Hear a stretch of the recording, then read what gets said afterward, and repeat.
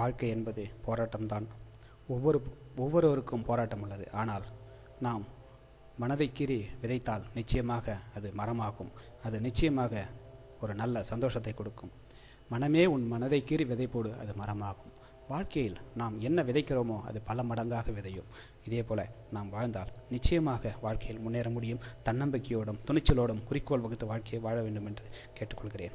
மேலும் இதில் முக்கியமான ஒரு விஷயம் என்னென்னு கேட்டிங்கன்னா, வாய்ப்பு கிடைக்கும்போது நிச்சயமாக நம்ம பயன்படுத்திக்கணுங்க. அதுக்கு ஒரு சின்ன ஒரு கதை சொல்லி இந்த நிகழ்ச்சியில் இன்னும் ஒரு 2-3 விஷயங்களை சொல்லிவிட்டு முடிச்சுக்கிறேன். கடவுள் நம்பிக்கையுள்ள ஒரு பெரியவர் என்ன செய்கிறான்னு பாருங்கள். ஒரு பெரியவர் ரொம்ப கடவுள் மேலே அளவுக்கு அதிகமான பக்தி வச்சுருக்காரு. இந்த பக்தியை அவர் என்ன பண்ணுதுன்னு கேட்டிங்கன்னா, ஒரு மிகப்பெரிய புயல் வெள்ளம் ஏற்படுதுங்க. இந்த புயல் வெள்ளத்தில் அவர் என்ன பண்ணுறாருன்னு கேட்டிங்கன்னா, எல்லாரும் கரையை கடந்து போகணும், இந்த புயல் வெள்ளத்திலேருந்து தப்பிச்சு போகணுங்கிறதுனால படகு மூலமாகவும் அவங்களுக்கு கிடைச்ச வாய்ப்புகளை பயன்படுத்தி அவங்கவுங்க இந்த வெள்ளத்திலேருந்து தப்பிச்சுக்கிட்டு போகிறாங்க. ஆனால் இந்த பெரியவர் மட்டும் என்ன செய்கிறாருன்னா, எப்படியாவது என்னை கடவுள் காப்பாற்றுவான்னு சொல்லி அந்த வெள்ளத்திலே இருக்கார். அப்படியே வெள்ளம் அதிகமாகிக்கிட்டே போகுது, வீடை மூழ்கி அடிச்சுட்டு போகுது. அப்போ இந்த மொட்டை மாடியில் போய் நிற்கிறார் பெரியவர்.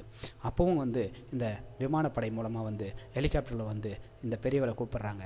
அப்போவும் என்ன பெரியவர் சொல்கிறாரு, எனக்கு கடவுள் இருக்காருங்க, நிச்சயமாக அந்த கடவுள் காப்பாற்றுவார், நீங்கள் போங்க அப்படின்னு சொல்லி அந்த விமானத்தையும் அனுப்பிச்சி வச்சிடறாரு. கடைசியில் இந்த வெள்ளம் அந்த பெரியவரை மூழ்கடித்து கடைசியில் உயிர் இழந்துடுறாரு. உயிர் எழுந்த பிறகு இந்த பெரியவர் கடவுள்கிட்ட போயிட்டு சொல்கிறாரு, இறைவா, உனக்கு நான் எவ்வளவோ பூஜைகள் செய்தேன், எல்லாம் செஞ்சோம், கடைசியில் என்னை கைவிட்டுட்டியே, என்னை இப்படி பண்ணிட்டியேன்னு சொல்லி கேட்குறாரு. அதுக்கு இந்த இறைவன் சொல்கிறாரு, நான் உனக்கு வாய்ப்புகளை கொடுத்தேன், நீ பயன்படுத்திக்கலை.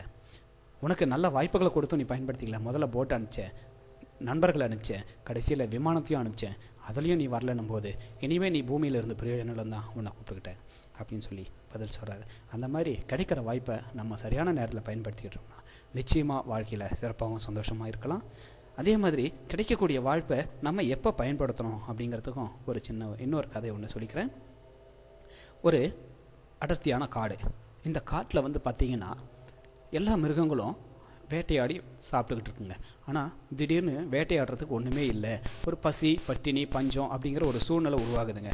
இந்த நேரத்தில் அந்த இது என்ன சொல்லுதுன்னு கேட்டிங்கன்னா, பசி பட்டினிக்கு எல்லா மிருகங்களும் ஒன்றா கூடி ஒரு ஆய்வு கூட்டம் நடத்துகிறாங்க. சரி, இனிமேல் நம்ம எப்பப்போ தேவைக்கு அடித்து சாப்பிட்டோம்னா இன்னும் சாப்பிட முடியாது, ரொம்ப நாளைக்கு உயிர் வாழ முடியாது, இருக்கிற கொஞ்ச காலத்தாவது நம்ம சந்தோஷமாக இருக்கணும். அதனால் எல்லாரும் தினமும் இங்கே கூடி நம்ம ஏதாவது ஒரு ஜோக்கை சொல்லுவோம். இந்த ஜோக்கை சொல்லிவிட்டு யார் ஜோக் சொல்லி சிரிக்கலையோ அவங்கள அன்றைக்கி அடித்து எல்லாரும் பங்கு போட்டு சாப்பிடலாம் அப்படின்னு சொல்லி முடிவெடுக்கிறாங்க. இந்த முடிவுக்கு பிறகு அடுத்த நாள் வரும்போது முதல் முறையாக ஒரு முயல் ஒரு ஜோக் சொல்லுதுங்க. இந்த ஜோக்கை கேட்டு யாருமே சிரிக்கலை. அதனால் அன்றைக்கி அந்த முயலை அடித்து அன்றைக்கி எல்லாம் இறையாக எடுத்துக்கிட்டாங்க. அடுத்த நாள் வருது, நரி ஒரு ஜோக் சொல்லுது. இந்த நரியும் ஜோக் சொல்கிறத கேட்டுட்டு யாருமே சிரிக்கலைங்க. அதையும் அடித்து அன்றைக்கி இரையாக்கிறாங்க. அதுக்கு அடுத்த நாள் ஒரு காண்டாமிருகம் வருது.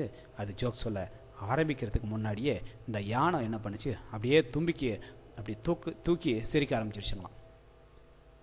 என்ன இது, இன்னும் ஜோக்கே சொல்ல ஆரம்பிக்கலை, அதுக்குள்ளே ஏன் சிரிக்கிற அப்படின்னு கேட்கும்போது அது சொல்லிச்சான், ஏற்கனவே முதல் நாள் ஒரு நாள் முயல் ஒரு ஜோக் சொல்லிச்சு இல்லையா, அதை கேட்டு எனக்கு சிரிப்பு வந்தது அப்படின்னு சொல்லிச்சான். ஒருத்தர் சிரிச்சிருந்தா கூட அன்றைக்கி அந்த முயலுடைய உயிர் காப்பாற்றப்பட்டிருக்கோம். இன்றைக்கி ரொம்ப லேட்டாக சிந்திச்சு இன்றைக்கி சிரித்ததுனால அந்த முயலுடைய உயிர் போனது மட்டும் இல்லாமல் எல்லாருக்குமே அந்த உயிர் மேலே ஆசை இருக்கு இல்லையா, அந்த மாதிரி தயவு செஞ்சு லேட்டாக சிந்திக்காமல் எதையுமே உடனடியாக சிந்திச்சு சிறப்பாக செயல்படுங்க. நிச்சயமாக வாழ்க்கையில் முன்னேற முடியும்.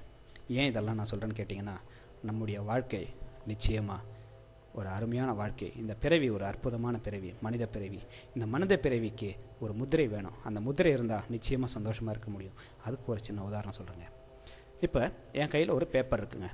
இந்த பேப்பரை நம்ம என்ன பண்ண முடியும், இதில் எழுதலாம். எழுதி கடைசியில் குப்பையாக்கி கீழே தூக்கி போட்டுருவோம் இல்லைங்களா. ஆக பேப்பர் என்ன அப்படி தான் இருக்கும். ஆனால் இங்கே பாருங்கள், என் கையில் ஒரு ரூபா நோட்டு இருக்குது. இந்த ரூபா நோட்டு இதுவும் ஒரு பேப்பர் தான் இல்லைங்களா. இந்த பேப்பரை நம்ம என்ன பண்ண முடியும், இதே மாதிரி எழுத முடியுமா, இல்லை கசக்கி தூக்கி எறிய முடியுமா, இதை நம்ம குப்பையாக நினைக்க முடியுமா? முடியாது. ஏன், அதுவும் பேப்பர் தான், இதுவும் பேப்பர் தான். இருந்தாலும் இந்த பேப்பரில் எழுதியிருக்கக்கூடிய அச்சடிக்கப்பட்டுள்ள அதுதான் அதனுடைய மரியாதை. அதே மாதிரி நாமளும் ஒரு பேப்பர் மாதிரி தாங்க. நமக்குள்ளே என்ன மரியாதை மதிப்பு இருக்குது, நமக்குள்ளே என்ன அச்சடிக்கப்பட்டிருக்கிறது தான் நம்முடைய எண்ணங்கள், நம்முடைய சிந்தனைகள், நம்முடைய செயல்பாடுகள். நாமளும் சிறந்த மனிதர்களாக இருக்கணும். நம்மளும் பேப்பராக இருந்து ஒரு நல்ல ரூபாய் நோட்டாக இருந்து நிச்சயமாக வாழ்க்கையில் சிறப்பாக சந்தோஷமாக இருக்க வேண்டும் என்று சொல்லி இந்த இனிய ஆடியோ சீடியை இதுவரை கேட்டு மகிழ்ந்த உங்கள் அனைவருக்கும் இறைவன் அனைத்து மகிழ்ச்சிகளையும் சந்தோஷங்களையும் கொடுக்க வேண்டும் என்று கேட்டு விடைபெறுகிறேன். நன்றி, வணக்கம்.